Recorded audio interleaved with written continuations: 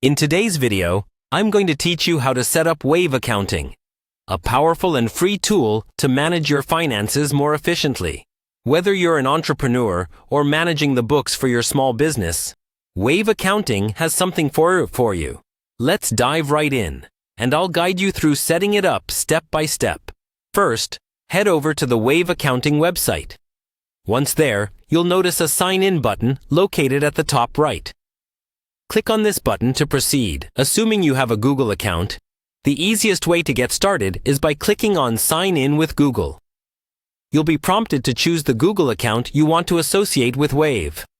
This not only speeds up the sign-in process, but also helps keep your business and personal finances seamlessly connected. Once you're logged in, take a moment to familiarize yourself with the interface. You'll see a left panel displaying all your main tools, including dashboard, sales and payments, purchases, receipts, accounting, and more. These tools are crucial for managing different aspects of your finances, so become comfortable navigating through them. On the top right, you'll find your account profile.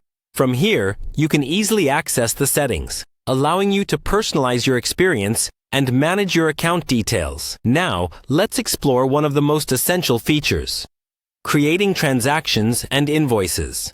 To start, navigate to the top left panel and click on Create New.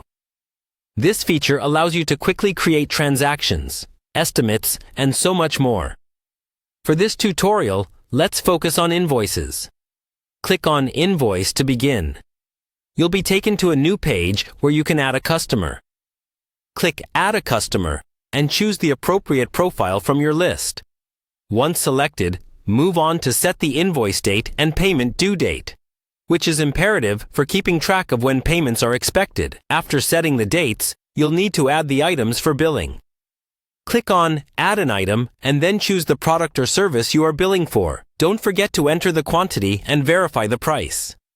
Make sure everything is accurate because this directly affects your invoicing and customer satisfaction.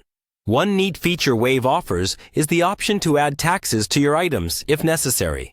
Scroll to the bottom and you'll find a field to add attachments, such as photos or detailed descriptions. This is particularly useful for providing additional context or supporting documents for your clients. Once everything is in place, click on Save and Continue. Before the final step, you'll want to review the invoice to ensure all details are correct. Click on Approve Draft when you're satisfied. Finally, it's time to send your invoice.